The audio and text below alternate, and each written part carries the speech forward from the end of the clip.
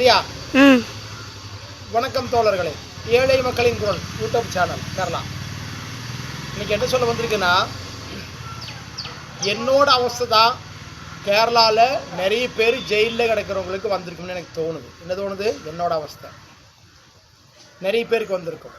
எனக்கு அப்படித்தான் தோணுது. இப்போ மந்திரியோட ஆளுங்கன்னு சொல்லி அவங்க போய் சொன்னால் நம்ம என்ன பராதி கொடுத்தாலும் கேஸ் நம்ம பேரில் தான் வருது. அதில் ஒன்று, அதாவது இன்றைக்கி நேற்று போலீஸ்கார் சொல்கிறாங்க, அது அங்கோட்டு இங்கோட்டு ஒருபாடு கேஸ் உள்ளதில்லை என்னாச்சு. அதாவது நம்ம கொடுத்த கேஸில் துக்குடா கேஸ் எடுத்துக்கிறாங்க. அதாவது ஒரு சப்பையும் குப்பியான கேஸ் ஆக்காதில்ல, சப்பையும் குப்பியான கேஸ் தான் போலீஸ் எடுத்துருக்குது. அவங்க போடுற கேஸில் பெரிய பெரிய கேஸ் எடுக்குது. நம்ம தலைக்கு 2 பொம்பளை கேஸு சாதா கேஸ் அல்லோ. அது தெளிவு இருக்குது. கோடதியில் பார்த்துக்குவேன். நான் வெகுமானப்பட்ட கோடதி பண்ண எங்களுக்கு தெளிவு இருக்குது. நான் அதை ஆஜராக்கி நான் வெளியே வருவேன். அதுக்கு என்னால் சத்தீசன் தெளிவு கூடியது அப்போ பார்த்துக்கலாம். பாம்பு கேஸு சும்மாவல்ல, 2 கேமரா ஃபுட்டேஜ் இருந்தோம். கொலை கொட்டுறது கேஸு சும்மாவல்ல, அது அப்போ பார்க்கலாம். கோடதியில் நான் பிரதான மந்திரிக்கு லெட்டர் அனுப்பியிருக்க இருக்கிறேன், கேரளா கவர்னர் சாருக்கு அனுப்பியிருக்க இருக்கிறேன், ஜனாதிபதிக்கு அனுப்பியிருக்க ரெடி ஆகிட்டு இருக்கிறேன். இப்போ இன்னைக்கு என்ன சொல்ல வர்றேன்னா, கேரளாவில் இருக்கிற ஜெயிலில் கிடக்கிற நிறைய பேர் இப்படித்தான். அதாவது போலீஸுக்காரங்க எது நியாயம் சொன்னாலும் அதுதான் நியாயம். இது அன்னிசிக்கோ ஒரு நேமமோ போலீஸுக்காரங்க சொன்ன நியாயத்தை தப்புன்னு வாதிக்க நமக்கு நேம சட்டம் இல்லாமல் போயிடுச்சு. என்ன போயிடுச்சு? இல்லாமல் போச்சு. என்ன இருக்குது நேம சட்டம்? போலீஸு சொன்னதான் நியாயம். இன்றைக்கி போலீஸ்க்கு எதிரே ஒரு நடவடிக்கையும் டிஜிபி ஆஃபீஸில் கூப்பிட்டு சொன்னேன். அதே நீங்களும் கோடதியில் புகாயிருந்தல்லோன்னு சொல்கிறாங்க டிஜிபி ஆஃபீஸில். எப்படியா கோடதியில் போகிறது?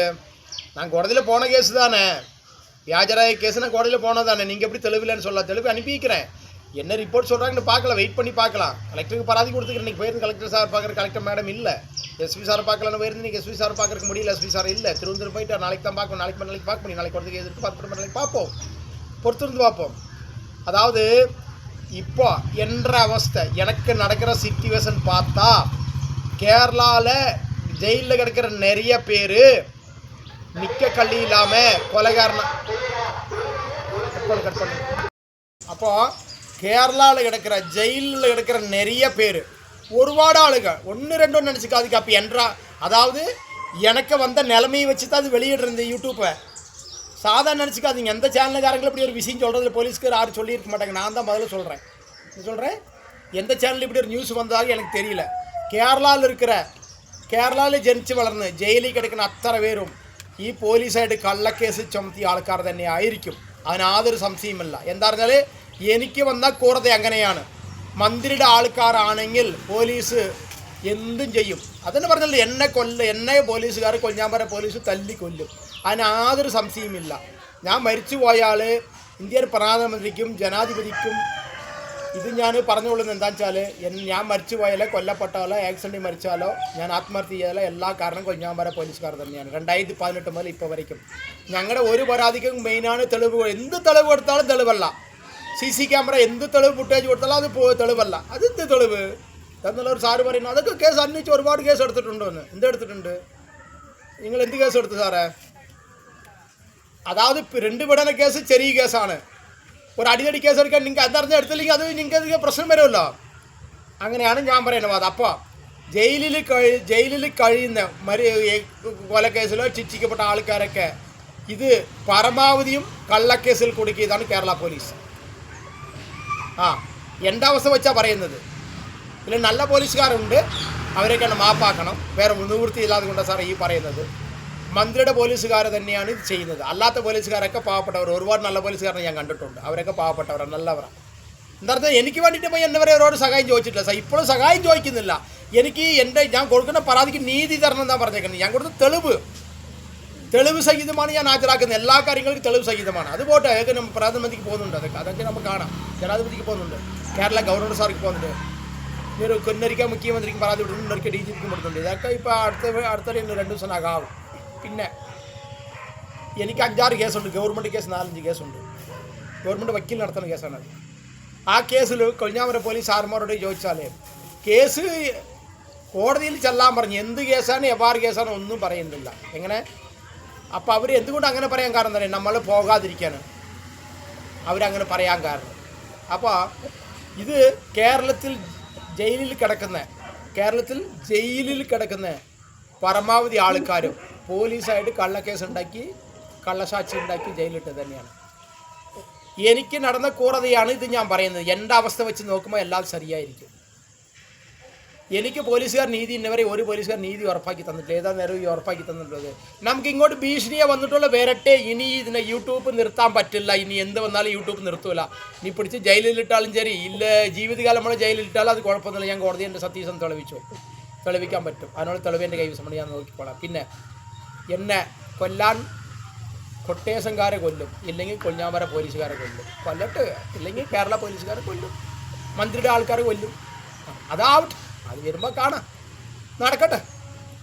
പിന്നെ അപ്പോൾ ഞാൻ പറഞ്ഞു വന്ന എന്താണെന്ന് വെച്ചാൽ, കേരളത്തിൽ ജയിലിൽ കഴിയുന്ന ഒരുപാട് ബുദ്ധിമുട്ടുന്ന ആൾക്കാരുണ്ട്. അത് ഞാൻ കുറേ ദിവസമായിട്ട് ആലോചിച്ചുകൊണ്ടിരിക്കുന്നു. ഞാൻ പോയിട്ട് ഇവരൊക്കെ ഒരു കോടതി അനുവാദമോ, പോലീസിന് മുഖ്യമന്ത്രി അനുവാദമോ, ഇല്ല ഗവർണർ സാർ അനുവാദമോ, ഇനി എന്താ അനുവാദം വാങ്ങി, ഇല്ല പാലക്കാട് ജില്ലാ DGP സാറുടെ അനുവാദം വാങ്ങി ഇവരൊക്കെ കണ്ട് നിങ്ങൾ ജയിലിൽ വരാൻ കാരണം എന്താണ്, എങ്ങനെയാണ് ജയിലിൽ വന്നതെന്ന് ഞാൻ എടുത്തിട്ട് ഈ യൂട്യൂബിൽ അപ്ലോഡ് ചെയ്യാനുള്ള തീരുമാനത്തിലാണ്. പക്ഷേ എനിക്ക് കുറച്ച് സാമ്പത്തികമായിട്ട് ബുദ്ധിമുട്ടുകളൊക്കെ ഉണ്ട്, നിലവിലുണ്ട്. അത് കുറച്ച് മാറട്ടെ, അപ്പോൾ അന്നേരം ചെയ്യാം. അതുവരെയ്ക്കും ഞാൻ ഇരിക്കുമെന്ന് എനിക്കറിയില്ല. ഇനി പോലീസുകാർ തല്ലി കൊണ്ട് ചാകുമോ, കൊട്ടേഷൻകാരനെ വെട്ട് കൊണ്ട് ചാകുമോ എന്നറിയില്ല. അത് വരുമ്പോൾ കാണാം, കുഴപ്പമില്ല. ഏതായാലും ഞാനത് മുൻകൂർ തന്നെ പറയാം. ഞാൻ ആത്മഹത്യ ചെയ്താലോ, കൊല്ലപ്പെട്ടാലോ, ഇല്ല എനിക്ക് ആക്സിഡൻറ്റ് വല്ല സംഭവിച്ചാലോ, എനിക്ക് എന്ത് സംഭവിച്ചാലും കൊളിഞ്ഞാമ്പാറ പോലീസും ഈ ഊരിൽ എനിക്കെതിരെ പരാതി കൊടുത്തിട്ടുള്ള അത്ര പേരും തന്നെയാണ്. യാതൊരു മാറ്റമില്ല. എൻ്റെ ഊരിനുള്ളിൽ എനിക്കെതിരെ പരാതി കൊടുത്തിട്ടുള്ള അത്ര ആൾക്കാർ തന്നെയാണ്. ഈ മന്ത്രിയുടെ പോലീസ് കുറച്ചുണ്ടാവും.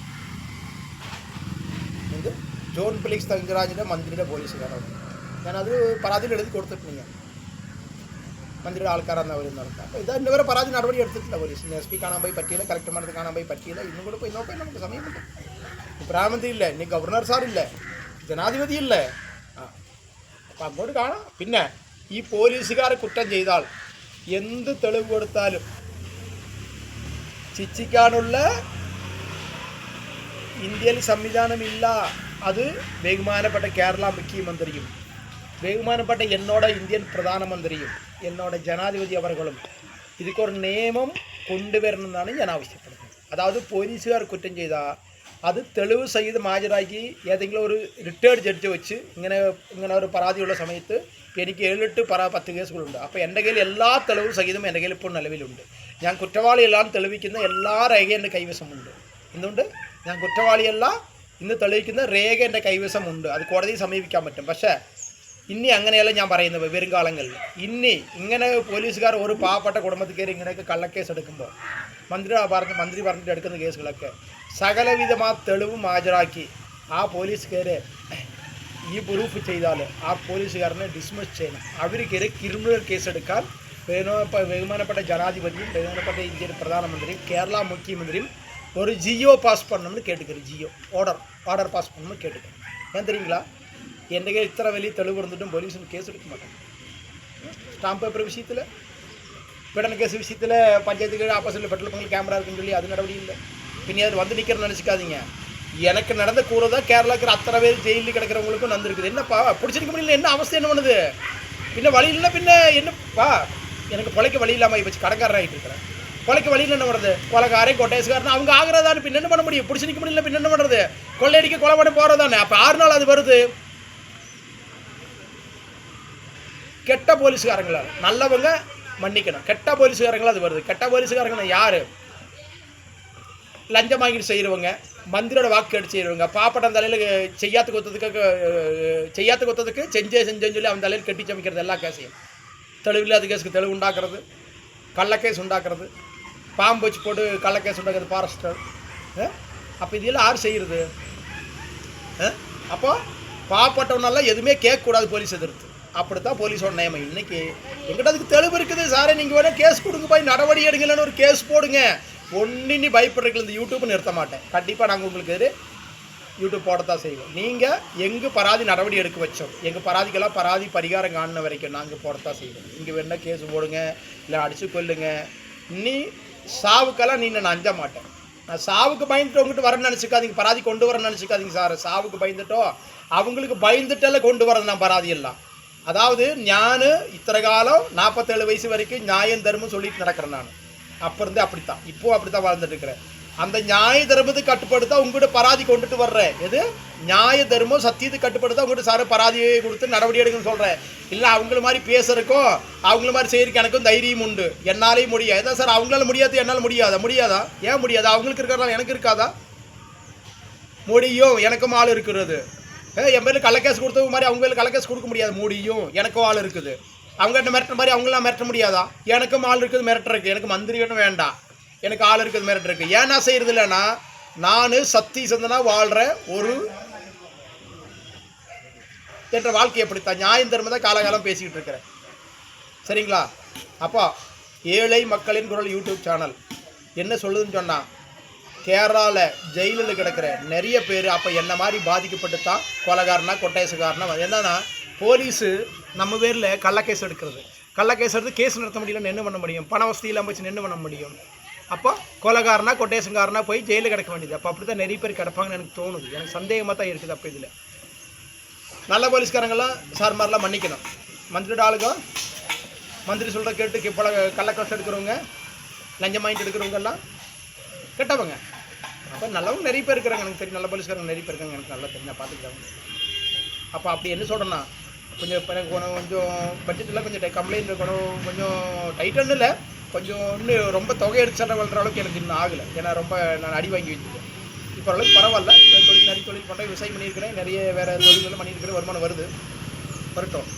வந்து நான் பெரிய கேமரா வாங்கி இன்னும் பெரிய யூடியூப்பில் பெரிய டெவலப்மெண்ட் பண்ணி ஜெயிலில் போய் கோடதி பர்மிஷன் வாங்கி, பகுமானப்பட்ட கோடதியோட பர்மிஷன் வாங்கி எல்லா ஜெயிலுக்கு கிடக்கிறவங்களையும் அவங்கள போய் முன்னே விசாரிக்கிறது. உங்களுக்கு எங்கூட உங்களுக்கு எப்படி நீங்கள் ஜெயிலுக்கு வந்தீங்கன்னு மொழிதாருக்கு இஷ்டம் இருக்குதா நல்லவங்களான்னு கேட்டுட்டு அவங்கள மொழியை எல்லா ஜெயிலிருந்தும் ஒருத்தரையாக ஒரு வாரம் ஒரு நாளைக்கு ஒருத்தருக்கு எடுத்துக்கொண்டு வந்து இனிமேல் இந்த யூடியூப்பில் அப்லோட் பண்ணுறதுக்கு நான் நினச்சிட்டு இருக்கிறேன். ஏழை மக்களின் குரல் யூடியூப் சேனல் சப்ஸ்கிரைப் பண்ணுங்கள், லைக் பண்ணுங்கள், ஷேர் பண்ணுங்கள். இன்னொன்று தெரிஞ்சுங்க, சத்தியம் தான் என்னைக்கும் ஜெயிக்கும். வேறுங்க இந்த ஊரில் ஒரு காலத்தில் என் சொத்தேன்னு சொன்னானு ஒருத்தனுக்கெல்லாம் நிறைய பேர் இருந்தானுங்க. இன்றைக்கெல்லாம் அட்ரஸ் எல்லாம் போயிட்டானுங்க. என்ன போயிட்டானுங்க? அட்ரஸ் எல்லாம் போயிட்டானுங்க அவனுக்கெல்லாம். வின்சென்ட்னு அட்ரஸ் எல்லாம் போகல. வின்சென்ட் என்னத்துக்கு கொண்டு வந்தேன்? ஏழை குடும்பத்தில் பிறந்தேன், ஏழை குடும்பத்தில் வளர்ந்துட்டேன். இனி பாருங்க, நான் வீட்டில் வாழையெல்லாம் பாருங்க நான் வந்து கிடமா அதில் வெறும் பொடி வீடு. இந்த வீட்டை வச்சு நானே குடும்பம் வாழ்ந்து போயிடும். எவனோட அவதாரியம் வாங்க மாட்டேன், எவனோட கை கட்ட மாட்டேன், மிச்சம் வாங்கணும். ஏழை மக்களின் குரல் யூடியூப் சேனல் சப்ஸ்கிரைப் பண்ணுங்கள், லைக் பண்ணுங்கள், ஷேர் பண்ணுங்கள். ஜெய்.